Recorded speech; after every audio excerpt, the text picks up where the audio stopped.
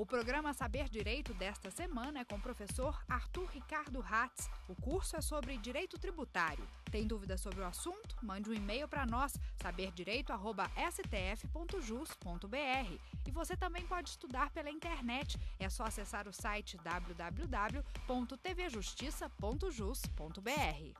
Olá, eu sou o professor Arthur Ricardo Hatz. O nosso tema de hoje é a Emenda Constitucional número 62. O nosso curso trata de precatórios e a prática tributária. Vejam, o programa Saber Direito traz para você a oportunidade de conhecer um pouco mais este tema. E dentro da sistemática dos precatórios, que são essas dívidas do Estado, nós colocamos alguns pontos na aula passada sobre a Emenda Constitucional número 62, julgada recentemente pelo Supremo Tribunal Federal na ação direta de inconstitucionalidade número 4357. Esta emenda constitucional, ela sofre de alguns problemas. Quando no julgamento da ação direta de inconstitucionalidade, foi possível analisar que a emenda constitucional, ela afasta alguns princípios principais do nosso ordenamento jurídico. Vejam, hoje, quando tratamos de ordenamento jurídico, em especial na esfera constitucional, falamos um pouco sobre a segurança jurídica. Quando tratamos da emenda constitucional e a emenda 30 nas aulas anteriores, verificamos que essas emendas constitucionais, elas alteraram de uma forma muito forte e prejudicial o recebimento dos créditos de precatórios. Os credores de precatórios tiveram, por uma determinação do Poder Constituinte, o recebimento já em uma parcela diferenciada em 8 anos. Durante 8 anos parcelados, de acordo com a Constituição de 1988, o credor do precatório tinha que ver aquele direito seu aos poucos sendo recebido, mas uma suposta solução. Não teve essa solução. Veio a emenda constitucional número 30, parcelando agora essa dívida em 10 anos. Foi julgada também através da medida cautelar, na ação direta de inconstitucionalidade 2356, essa inconstitucionalidade em especial por datas colocadas nessa emenda constitucional.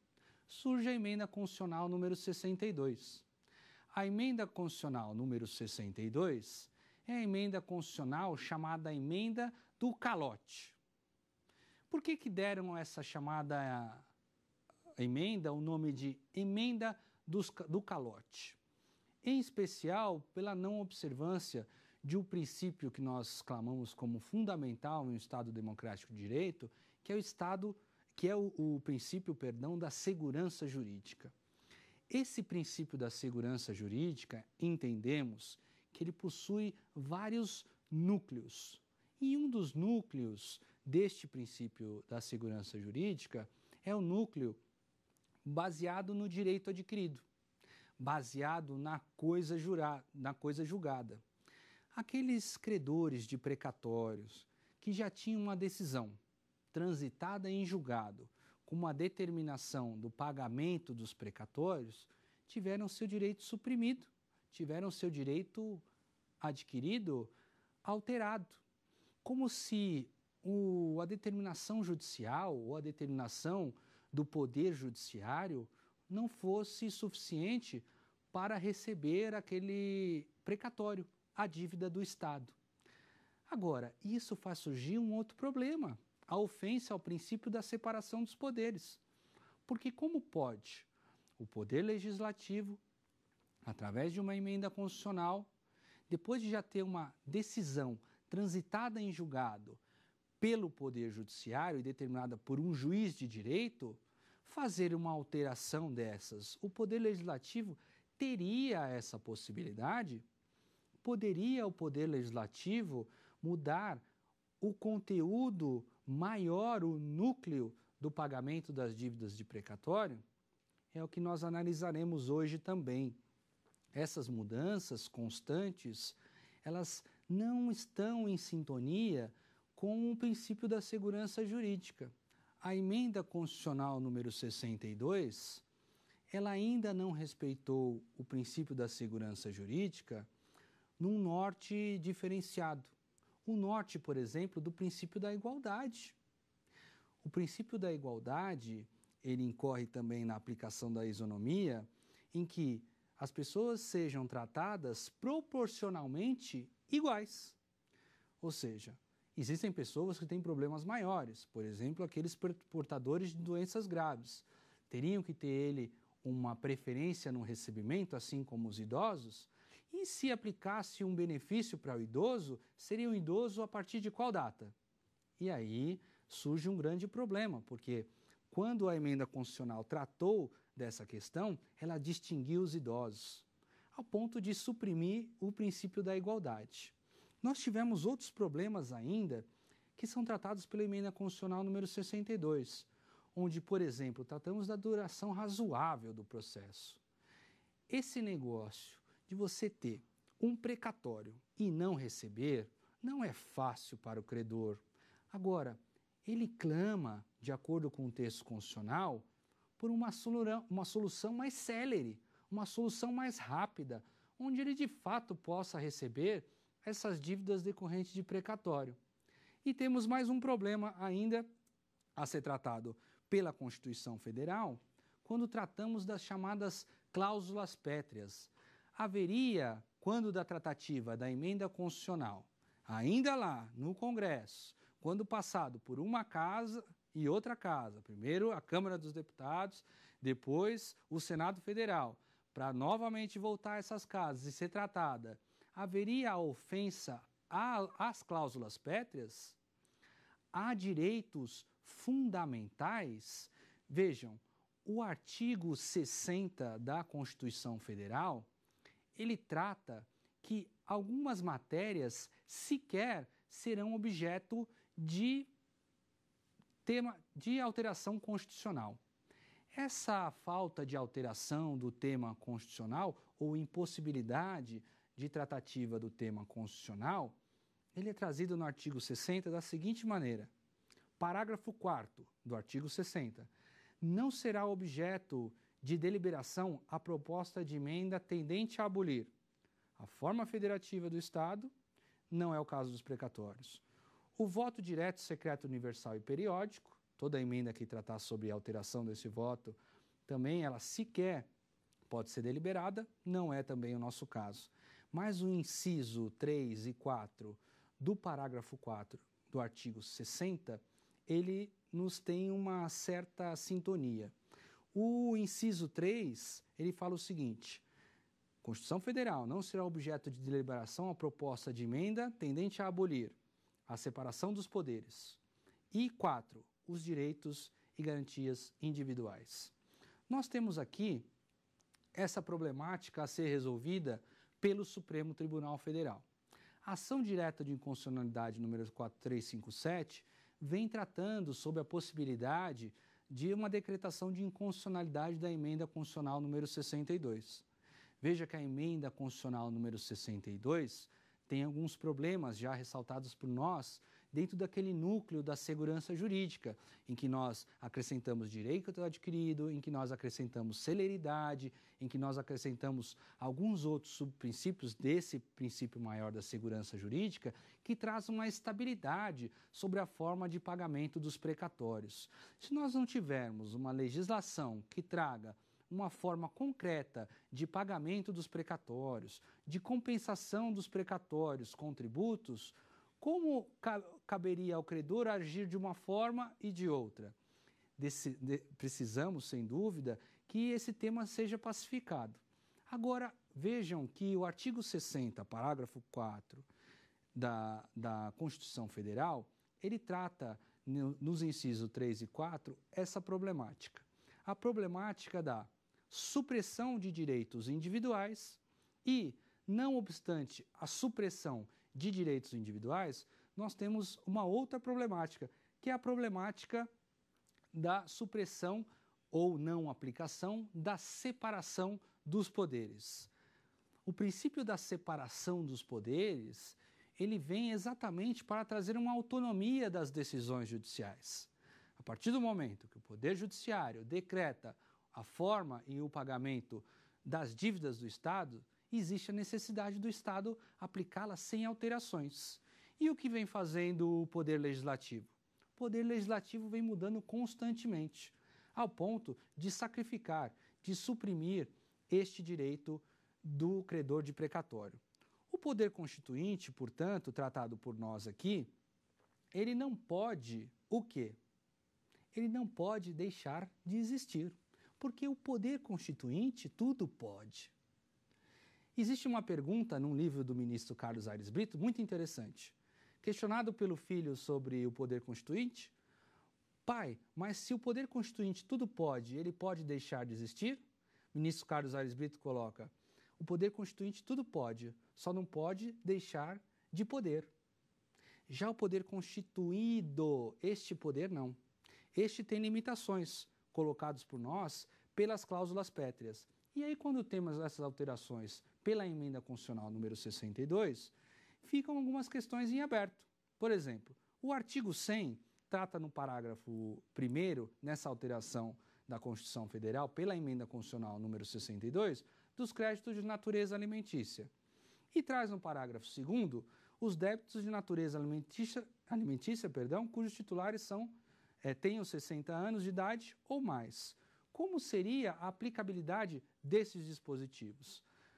Vejam, priorizando estas alterações da emenda constitucional 62, vamos aproveitar e chamar a primeira pergunta de hoje. Queria saber se a totalidade da emenda constitucional 62 é desfavorável ao credor do precatório. Essa pergunta do telespectador, ele tem uma relevância no sentido de que, a partir do momento que o Supremo decide sobre a inconstitucionalidade de alguns dispositivos dessa emenda, ou por arrastamento, ou seja, trazer os demais dispositivos, uma vez que praticamente a totalidade da emenda constitucional ela é irregular, ela é em desfavor dos credores de precatório, eu não aplicaria mais, não haveria nada, ela seria aplicada de uma forma desfavorável aos credores de precatório? Veja, eu entendo que não. Eu entendo que essa possibilidade de aplicação da emenda constitucional número 62, ela tem que ser com aquela visão que já ressaltamos em outras aulas, da interpretação sistemática.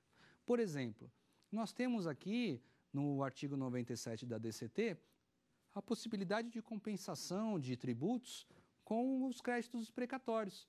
Haveria a necessidade de suprimir esse dispositivo e não aplicá-lo mais por conta da determinação da inconstitucionalidade da emenda constitucional número 62? Acreditamos que não, porque nós temos que ter sempre o aval em algum texto, nós temos sempre que ter uma base. E essa base, entendemos nós, que ela deve ser favorável ao credor do precatório, porque se extinguirmos, não aplicarmos nada, ou nenhuma legislação, ou nenhuma interpretação de acordo com a legislação em que já é existente, ainda que a maioria dos dispositivos tenham sido declarados inconstitucionais, nós temos que fazer uma interpretação onde conjugamos todo o ordenamento ou todas as normas favoráveis ao credor do precatório neste ordenamento jurídico para que ele possa ou compensar o tributo, ou receber, ou de alguma forma se beneficiar. Nós tratamos, portanto, no artigo 100, dos créditos de natureza alimentícia, no parágrafo 1º, e nos outros parágrafos nós tratamos inclusive de crédito de natureza alimentícia dos idosos. Com um detalhe, os idosos eles podem receber num primeiro momento, um valor destinado à requisição de pequeno valor e, posteriormente, passado 3 vezes esse valor de requisição de pequeno valor, ele pode pegar aquele crédito suplementar, de acordo com a emenda constitucional número 62, e receber na sistemática do precatório. Vejam, de acordo com a primeira pergunta, ainda em sintonia com o dispositivo constitucional, isso é benéfico ao credor idoso do precatório. Haveria essa possibilidade de fracionamento. Primeiro para eu receber um valor e depois para entrar naquela cadeia de parcelamento durante 15 anos, determinado pela emenda constitucional número 62. E o artigo 100 ainda, parágrafo 3º, traz a possibilidade de expedição de precatórios na sistemática da requisição de pequeno valor. O parágrafo 4º, dentro dessa sistemática, traz que poderão leis específicas tratar de valores distintos de requisição de pequeno valor. E nessa ideia de leis específicas tratarem de valores de requisições de pequeno valor, é que merecemos aqui uma atenção especial. Vejam que tratamos da requisição de pequeno valor ou obrigações de pequeno valor na primeira aula, na esfera federal sendo de 60 salários mínimos, na esfera estadual e distrital de 40 salários e na esfera municipal de 30. Poderia, depois dessa alteração constitucional, inclusive o artigo 87 da DCT, trazendo a especificação de valores, o Estado poderia alterar esses valores e trazer, por exemplo, uma requisição de pequeno valor, que no Estado é hoje no patamar de 40 salários mínimos, jogar para 10 salários mínimos? Vejam, nessa sistemática de requisição de pequeno valor, temos que o texto constitucional ele trouxe o tema para beneficiar o credor do precatório e não para prejudicar. E quando o texto constitucional trouxe a oportunidade de uma lei trazer um valor diferenciado da requisição de pequeno valor, não é no sentido de suprimir o direito de um credor de precatório, é no sentido de, hoje, o município, por exemplo, paga uma requisição de pequeno valor no valor de 30 salários mínimos. Por que não o município de São Paulo, que é um grande devedor de precatório, alterar a sua legislação para 50 salários mínimos? Nesse caso, entendemos que haveria essa possibilidade. Vejam, essa requisição de pequeno valor, ela tem uma sintonia total com o pagamento dos precatórios. Agora, quando sai dessa requisição de pequeno valor, como é a sistemática do recebimento dos precatórios? Vejam, a sistemática é trazida pelo parágrafo 5º do artigo 100, em que basicamente trata, olha, a dívida de precatório, ela vai ser emitida, ou o requisitório vai ser até dia 31 de julho do corrente ano, com a possibilidade de recebimento deste valor em até dia 31 de dezembro do ano seguinte. Ou seja, são 18 meses para o recebimento dos precatórios. Como ficaria esse recebimento nesses 18 meses pendentes? Haveria possibilidade de atualização desses valores? Não haveria? Vejam, existe aqui uma sistemática onde o crédito do Estado ele é emitido numa determinada data, ou existe um requisitório numa determinada data, até dia 31 de julho do corrente ano, para ser pago nos 18 próximos anos. Claro que sabemos que, se não pagar nos 18 próximos anos, ganha o precatório aquele poder liberatório para compensar com tributos. Mas, nesse período desses 18 meses, haveria alguma atualização desse precatório? Haveria algum questionamento sobre essa questão? Vamos aproveitar e ler o parágrafo 5º do artigo 100 da Constituição Federal, dado este tema pela Emenda Constitucional número 62. O artigo 100, no seu parágrafo 5º, diz: é obrigatória a inclusão no orçamento das entidades de direito público da verba necessária ao pagamento dos seus débitos, oriundo de sentenças transitadas em julgados, constantes de precatórios judiciários, apresentados até 1º de julho, fazendo-se o pagamento até o final do exercício seguinte, quando terão seus valores atualizados monetariamente. Essa questão, baseada, portanto, na forma de atualização do precatório, nessa sistemática de expedição do precatório até o dia 31 de julho do corrente ano, para pagamento até dia 31 de dezembro do ano subsequente, ou seja, 18 meses após, como que fica essa atualização? É uma atualização que deve ser muito discutida. Segundo o texto constitucional, quando existe o oferecimento do precatório no orçamento até o dia 31 de julho do corrente ano e ele será pago no dia 31 de dezembro do ano subsequente, só a partir do dia 31 de dezembro do ano subsequente é que haveria a atualização.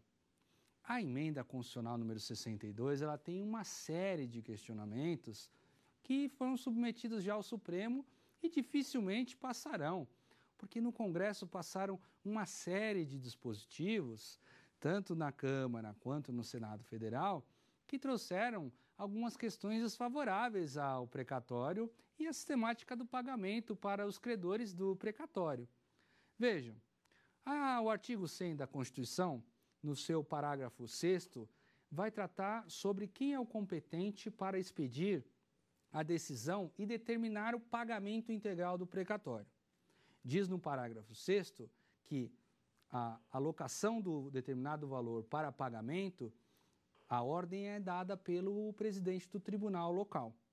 Agora, e na possibilidade de não cumprimento desta ordem? Vejam, o artigo traz que do valor necessário à satisfação do débito, não havendo o valor necessário à satisfação deste débito, automaticamente há autorização constitucional para o sequestro da quantia respectiva. Em que casos? São dois. O parágrafo 6º traz não alocação, ou seja, não disponibilidade de valores para pagamento do precatório, e traz uma segunda situação, que é o preterimento, ou seja, você colocar um credor de precatório na frente do outro, um se antecipar ao outro. Essa possibilidade não existe. Aquele credor que viu um outro credor, mas que estava lá atrás na fila, recebendo o precatório antes dele, pode ajuizar sim uma demanda e determinar esse sequestro da verba, ou seja, que essa verba seja angariada no sentido de pagar aquelas pessoas que estão na frente da lista, e não aquelas que estão lá atrás e por um motivo ou outro receberam primeiro. Essa questão do preterimento não existe na sistemática do artigo 100 da Constituição. Tampouco a questão de não colocar o valor no orçamento. Automaticamente deve haver uma ordem judicial para que haja alocação desse valor no orçamento, sob pena, sem dúvida alguma, de sequestro dessa verba. O artigo 100, ainda no seu parágrafo 7, ele traz algum tema interessante. Se o presidente do tribunal ele retardar, tentar frustrar a liquidação regular do precatório, ele responderá por crime de responsabilidade e também responderá por crime no Conselho Nacional de Justiça. Vejam, nós tivemos algumas situações parecidas em tribunais no território nacional. Tivemos a opção de acompanhar no noticiário que alguns presidentes de tribunais tiveram um problema de envolvimento com essa questão de não pagamento dos precatórios. Não tratar o pagamento dos precatórios como deveria ser tratado. Naqueles princípios que nós determinamos como fundamentais sempre, que são os princípios da legalidade e o princípio da moralidade administrativa. Vejam, quando um presidente do tribunal ele frustra um pagamento, ele está agindo de que forma? Uma forma em que ele não está agindo de boa fé. Uma forma em que ele não está dando o regular prosseguimento do pagamento do precatório. O dispositivo constitucional automaticamente condena esse ato do presidente do tribunal e ele pode responder tanto pela prática de uma conduta irregular e uma análise, inclusive, da sua conduta pelo Conselho Nacional de Justiça. Já o parágrafo 8º, ele veda a possibilidade de fracionamento dos precatórios, recebimento agora e um recebimento depois. Sabemos, e como já verificamos, na hipótese dos idosos, existe uma questão em que o texto constitucional ele trata de um fracionamento autorizativo no primeiro momento e no segundo momento ele fala sobre a sistemática do precatório. Já no parágrafo 9º, ele traz uma seguinte questão. Vamos tratar do parágrafo 9º, parágrafo 10 e do parágrafo 11 em uma forma só. O parágrafo 9º, ele fala sobre uma compensação de valores pela Fazenda Pública. O parágrafo 10, ele trata da solicitação da Fazenda Pública para uma resposta sobre o pagamento dos precatórios. E o parágrafo 11, ele faculta ao credor a entrega de créditos em precatórios para a compra de imóveis públicos. Vejam, o artigo 100, no parágrafo 9º e parágrafo 10, basicamente tratam daquela compensação inversa. Até agora, trabalhamos com a ideia da compensação do credor de precatório com tributos. Agora, imagina a Fazenda Pública, que tem um crédito com este contribuinte e tem um débito também e decide inverter essa compensação. De acordo com o parágrafo 9º, que é a Lei 2.441, inclusive ela regulamentou esse parágrafo, traz a chamada compensação inversa, como se possível fosse a compensação de créditos do Estado com o do contribuinte que não fosse na sistemática da Lei de Execução Fiscal. O texto constitucional autorizou a compensação ao contribuinte, ao credor do precatório, em benefício dele. Agora, tentou a Fazenda Pública, na sistemática do parágrafo 9º e do parágrafo 10 deste artigo 100 da Constituição Federal, fazer essa compensação inversa, como se o credor Fazenda Pública deste imposto pudesse, a qualquer momento, fazer a compensação. Existe um mecanismo próprio para o recebimento das dívidas ou dos tributos. E esse mecanismo próprio é regido pela Lei 6.830, de 1980, que é a Lei de Execução Fiscal. Se a Fazenda Pública tem um débito decorrente de IPTU, IPVA, ICMS, ou ainda, se a Fazenda Pública tem um débito decorrente de tributo federal, cabe a ela recorrer à sistemática federal, ou seja, aproveita a Lei de Execução Fiscal para cobrar os débitos de um determinado contribuinte e não fazer essa chamada compensação inversa. Ainda, no parágrafo 11 deste artigo 100, temos a possibilidade de compra de imóveis públicos. Olha que interessante. O parágrafo 11 do artigo 100, ele trata dessa possibilidade de compra de imóveis públicos através de precatórios. Então eu poderia lá, por exemplo, num leilão da Caixa, né, e comprar o meu imóvel com precatórios? Olha, até hoje não. Mas se vier uma lei regulamentando essa possibilidade de você comprar um determinado imóvel com esses recursos advindos dos precatórios, por que não? É mais um parágrafo interessante do artigo 100 que traz essa sistemática do pagamento da dívida dos estados e dos municípios para que, através do pagamento de precatórios, eles adquiram um determinado imóvel. Essa sistemática ainda atende à possibilidade de satisfazer o crédito do credor do precatório, porque o que vimos, inclusive, em aula anterior, é que a dívida dos estados é de 94 bilhões de reais. Isso tem que ser satisfeito. Essa dívida tem que ser um pouco menos onerosa para esses credores, que passam uns anos e nada recebem. Esse parágrafo traz uma situação bem interessante. Aproveitando esta questão baseada em atualização de valores, compra de imóveis com precatórios, compensações inversas e necessidade de atualização dos precatórios, vamos agora partir para a segunda questão. Gostaria de saber se a súmula vinculante número 17 possui repercussão positiva no ordenamento jurídico. Vejam, a súmula vinculante, o que é? Súmula vinculante, a súmula em geral, ela é uma orientação. Se tivermos aqui uma súmula no Supremo Tribunal Federal sobre um determinado tema, ela orienta as demais instâncias, sejam os tribunais, sejam os magistrados de primeira instância, a decidir sobre um determinado tema. Mas é apenas uma orientação, diferentemente da questão voltada à súmula vinculante.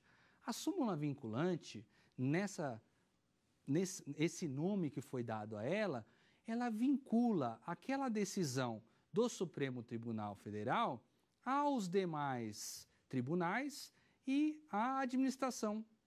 Vejam, A súmula vinculante número 17, ela diz que a partir do momento da expedição dos precatórios até o dia 31 de dezembro do ano subsequente em que será pago, não haverá atualização desses créditos.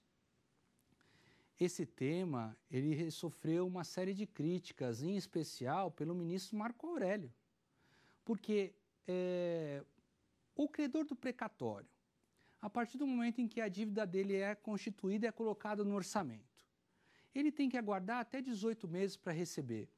Nesse momento, não existe atualização, não haveria possibilidade de, inclusive, colocar juros compensatórios pelo fato dele aguardar este pagamento. Seria uma benesse ao Estado em contrapartida ao credor do precatório?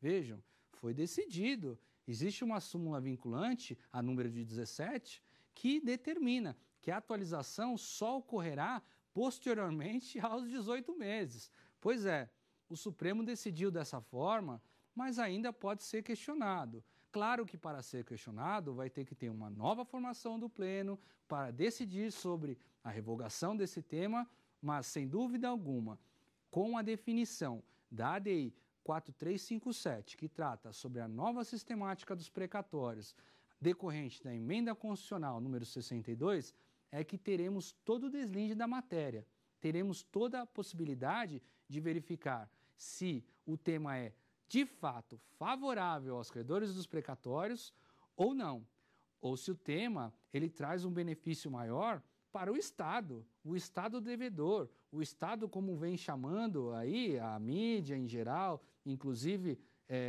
alguns juristas que comentaram sobre o tema, a emenda do calote, o Estado caloteiro. Será que existe esse Estado caloteiro de fato? Vejam, se chegarmos a algumas conclusões sobre, por exemplo, pagamento de uma casa própria com precatório, a gente esquece dessa emenda do calote. Atualizações do precatório, recebimento mais célere, de fato não há por que cogitar a emenda do calote.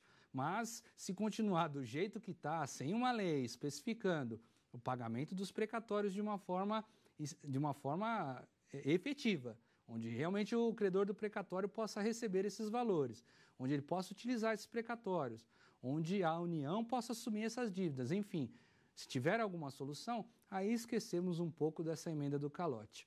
Mas vamos lá para o artigo 100 ainda, no parágrafo 12, que diz o seguinte, em que a remuneração oficial aplicada aos precatórios será o índice da caderneta de poupança.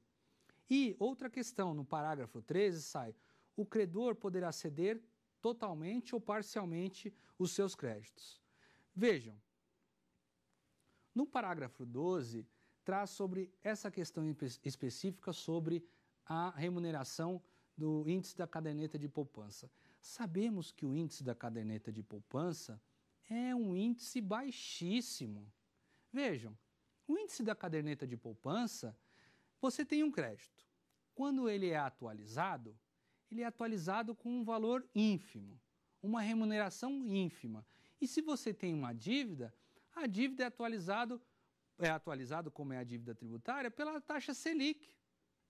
Ou mesmo os juros. Os juros são atualizados de uma forma equivocada. Como que fica? Vejam, essa sistemática é prejudicial ao credor do precatório.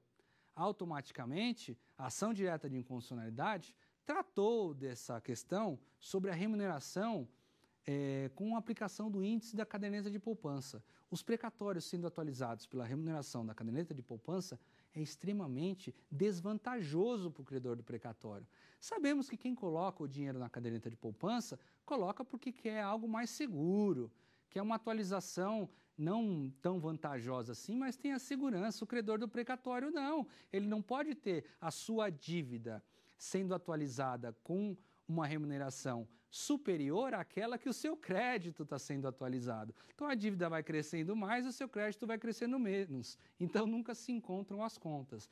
Dessa forma é que a emenda constitucional número 62 vem recebendo uma série de protestos e foi julgada através da ADI 4357, essa inconstitucionalidade em especial sobre este parágrafo. Um outro parágrafo que nós ficamos inclusive de analisar é sobre a cessão. Tivemos a oportunidade de falar aqui em outra aula, sobre a titularidade do credor de precatório. Segundo o parágrafo 13, o credor poderá ceder total ou parcialmente os seus créditos. Vejam que é uma autorização constitucional, autoaplicável. Não existe necessidade de uma lei regulamentar isso. Então, existe essa autorização pelo texto constitucional, ainda que textos infraconstitucionais não apliquem dessa maneira a sistemática da cessão dos precatórios. Vejam ainda o parágrafo 15. O parágrafo 15, ele traz uma outra anomalia julgada pelo Supremo Tribunal Federal. Uma anomalia de agora, o poder constituído não alterou mais o pagamento para 10 anos, mas para 15. Será que a próxima emenda constitucional tentará o poder constituído aumentar para 20 ou para 30 para nunca mais pagar? É o que o Supremo decidiu. Essa emenda não tem o menor sentido nessa sistemática. Qual é? A de pagamento em 15 anos. Esses pagamentos nunca serão feitos pelos estados. Afinal, passa ano, sempre existe uma alteração do texto constitucional. E o pagamento em 15 anos, existe uma ofensa. Por quê? Não existe a celeridade processual. Não existe, pelo menos, a celeridade para o recebimento dos precatórios. Já o parágrafo 16, ele trata a seguinte questão. A União poderá assumir os débitos dos estados. A União poderá assumir os débitos dos estados. Olha que dispositivo que praticamente acabaria com o problema dos precatórios. Os estados sempre reclamam no repasse, principalmente da questão de tributos. Os estados reclamam que as dívidas deles são altas e que eles não arrecadam o suficiente para pagar os precatórios. Muitos levam a questão do princípio da reserva do possível, ou seja, eu não tenho como arcar com essas dívidas de precatório porque possivelmente, viavelmente, eu tenho a questão voltada ao pagamento da educação, valores serem transferidos para segurança, valores para prestação de serviços fundamentais, e o precatório eu não posso pagar.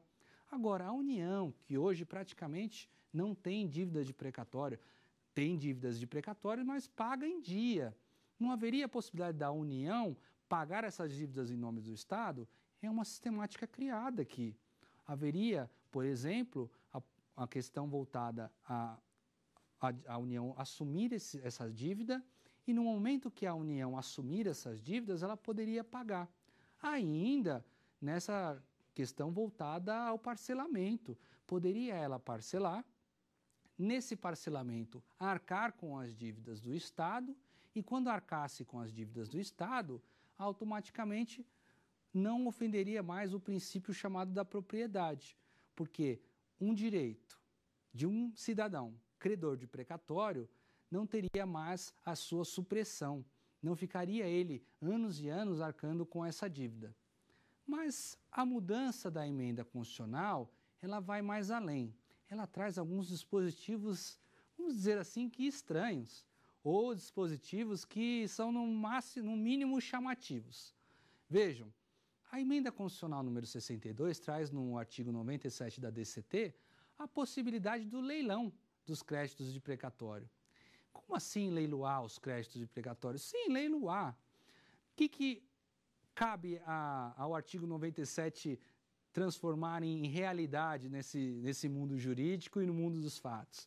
Vejam, imagine o Estado deve lá como o Estado de São Paulo, os seus 50 bilhões de dívida. Ele começaria a leiloar as dívidas que ele deve. E nesse leilão da dívida do Estado de São Paulo, que chegou já aos seus 50 e poucos bilhões de reais, ele chegaria, olha, você que tem uma dívida menor, eu pago primeiro. Mas a lei trouxe isso? Exato. Um dos problemas e das inconstitucionalidades determinadas pela emenda constitucional número 62, através do julgamento do Supremo Tribunal Federal, foi isso. Como haveria a possibilidade de leiloar essas dívidas? Não haveria. Por quê? Pode o contribuinte criar um leilão para as dívidas dele com o Estado? Vejam, se nós analisarmos aí a questão voltada à igualdade, ainda que deva prevalecer o interesse público sobre o particular, é um pouco desigual, porque este credor do precatório receberia quando essa dívida? E ainda quando receber, tem que receber com um leilão. O Conselho Nacional de Justiça, na Resolução 115, limitou um leilão em até 50% do valor do precatório.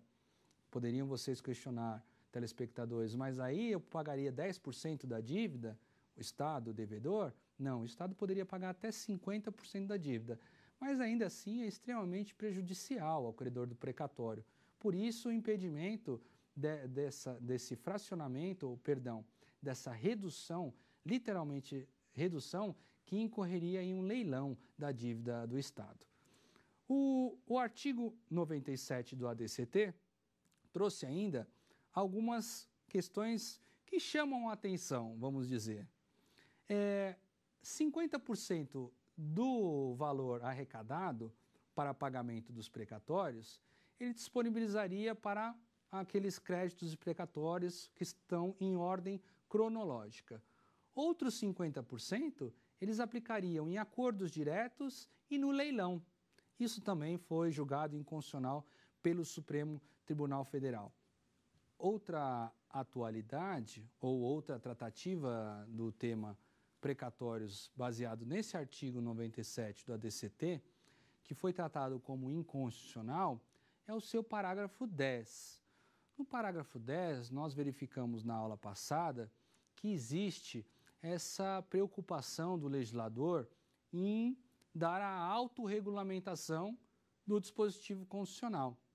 Aquela discussão sobre lei que vai regulamentar a compensação dos precatórios com tributos, necessidade, desnecessidade, ficou de fato superada, porque a emenda constitucional número 62, ela trouxe essa novidade, a novidade de um texto constitucional falar sobre a sua autoaplicabilidade. Olha, acredito que o texto constitucional, desde 1934, tratando dos precatórios, posteriormente falando sobre a inclusão obrigatória no orçamento e ainda falando sobre crimes de responsabilidade, tratando algumas questões de uma forma muito transparente, nós acreditávamos já que não haveria essa necessidade de regulamentação. Mas ainda assim, no artigo 97, no parágrafo 10, veio essa questão voltada tanto ao sequestro de verbas quanto à compensação de tributos. E quando tratou o legislador da compensação de tributos, ele tratou de uma maneira em que não haveria necessidade de uma lei falar sobre essa compensação. Vejam, essa emenda constitucional número 62, ela trata de temas muito controvertidos mesmo. Se a gente analisar essa questão de leilão dos precatórios, se nós colocarmos ainda a possibilidade de ofensa a algumas cláusulas pétreas, se tocarmos na questão voltada à remuneração pelo índice da caderneta de poupança, são questões extremamente desfavoráveis ao credor do precatório. Agora, da forma em que está sendo julgada a DI 4357, que é a ação direta de inconstitucionalidade que trata sobre a constitucionalidade ou não desta emenda constitucional, nós temos que fazer uma interpretação sobre esse tema. De novo, analisando todo o ordenamento jurídico. Porque se existem dispositivos que são favoráveis ao credor do precatório, por que não aplicarmos? Vamos esperar que venha uma nova emenda e aí sim seja aplicada, e se a nova emenda que vier a ser ainda prejudicial ou trouxer um dispositivo que não se coaduna com o ordenamento jurídico, que não se coadune com as cláusulas pétreas. Por que pétreas? Porque são fundamentais. É o concreto que sustenta um Estado democrático de direito. E aí, esse concreto que sustenta um Estado democrático de direito, ele clama a sustentabilidade de um Estado forte através da aplicação de direitos e garantias fundamentais. Se não aplicarmos no tema precatório direitos e garantias individuais desses credores, como o tema vai ser tratado daqui para frente? Na Lei 4357, nós tivemos um tema bem interessante. Quando o ministro Carlos Aires Brito ele julgou a inconstitucionalidade, ele falou, vejam, existe a possibilidade de pagamento dessas dívidas. Existe a possibilidade, sim, de o Estado saldar esses créditos de precatórios. Agora, para saldar os créditos de precatórios, tem que ter boa vontade, tem que ter boa administração, tem que ser administradores eficientes exatamente para os créditos de precatórios serem saldados. Vamos então, dentro dessa ideia de aplicação dos precatórios em favor dos credores, analisar a última questão de hoje. Eu gostaria de saber se existe uma regulamentação acerca da definição de portadores de doença grave, credores de precatórios. Existe. Existe uma resolução, que é a 115 do Conselho Nacional de Justiça, que traz quem são os portadores de doença grave. Por exemplo, pessoas que têm doenças crônicas, pessoas que têm mal de Alzheimer, pessoas que são portadoras de HIV. Existe sim a regulamentação para que essas pessoas possam ter a preferência no recebimento dos seus créditos.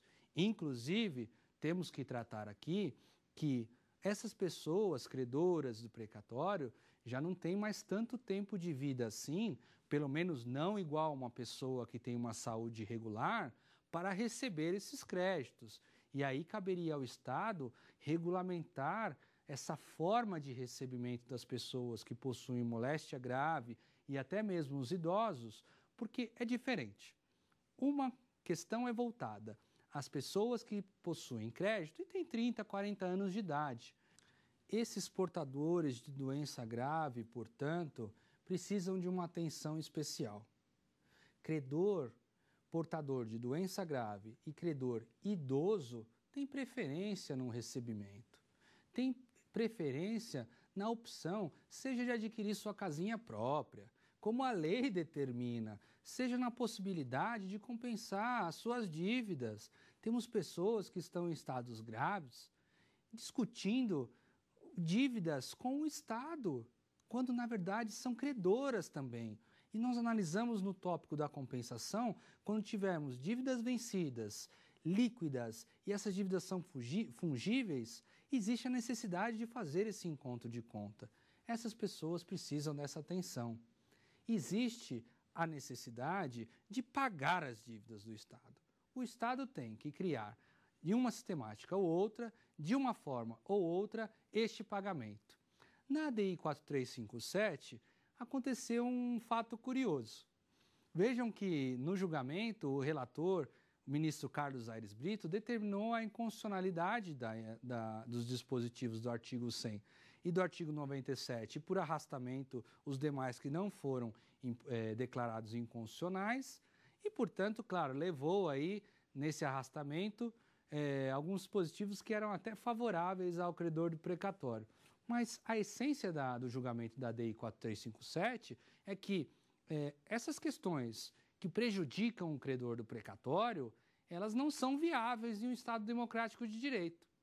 E aí foi julgado inconstitucional a forma de pagamento desses precatórios em 15 anos. E aí, ok, julgado inconstitucional, os tribunais recebendo essa notícia da inconstitucionalidade da emenda constitucional número 62, o que fizeram? Pararam de pagar suas dívidas. Simplesmente pararam de pagar suas dívidas. Acreditem, no momento em que a emenda constitucional foi julgada inconstitucional, porque favorável aos credores, que existia mais um prazo elástico sobre o pagamento desses precatórios, os tribunais interromperam ou suspenderam esses pagamentos, melhor dizendo. Aí, o que a Ordem dos Advogados do Brasil fez? Fez uma petição dizendo para o Supremo, ministros, tomem uma decisão que seja favorável a esses credores, porque já foi julgada inconstitucional, porque ela já era prejudicial, e agora ficou pior ainda, porque os tribunais suspenderam o pagamento. Quando ocorreu isso, o ministro Luiz Fux, que assumiu a relatoria desta ADI 4357, o ministro Luiz Fux determinou que houvesse o pagamento imediato dos valores de acordo com o que vinham pagando os estados anteriormente à declaração de inconstitucionalidade. Por incrível que pareça, na ADI 4357, que está se discutindo agora a modulação dos efeitos da ADI, se os estados terão que pagar de imediato todas as dívidas, se a União vai assumir as dívidas, se isso vai ser pago nos próximos 5 anos, ou vai ser pago em um determinado momento em que o Supremo ordenar, afinal, a matéria na esfera legislativa não está tendo solução. O ministro Luiz Fux, de uma forma interessante, falou que mantivesse o pagamento na sistemática anterior. Agora, a sistemática anterior é a inconstitucionalidade da emenda constitucional número 62. Claro que ele fez isso para que os tribunais não parassem de pagar os precatórios. Agora, temos uma emenda constitucional dita inconstitucional e, ainda que dita inconstitucional, os pagamentos estão sendo feitos de acordo com a inconstitucionalidade dela. Essa é uma questão que precisa ser solucionada. Estamos agora analisando na ADI 4357 a modulação dos efeitos e a forma que vai ser pago os precatórios. O ministro Barroso deu algumas soluções, falou sobre depósitos judiciais já irem sanando os pagamentos dos precatórios, mas temos ainda que analisar essa questão voltada à modulação dos efeitos. Vamos fazer, então, um rápido resumo da aula de hoje. Vejam, na aula de hoje discutimos essencialmente a emenda constitucional número 62.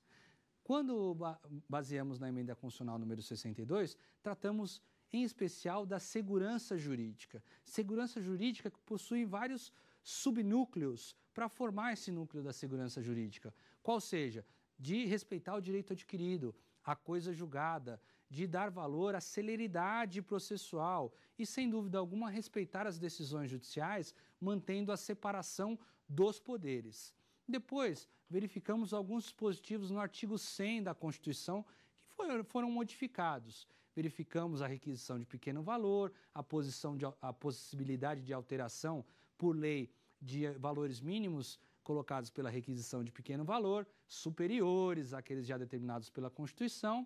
Verificamos também créditos de pessoas idosas e aí fomos para o artigo 97, onde no artigo 97 demos com o leilão dos precatórios e finalizamos sobre a inconstitucionalidade do pagamento.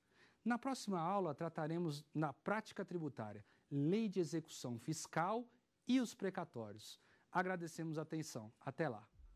Tem dúvida sobre o assunto? Mande um e-mail para nós, saberdireito@stf.jus.br. E você também pode estudar pela internet. É só acessar o site www.tvjustiça.jus.br.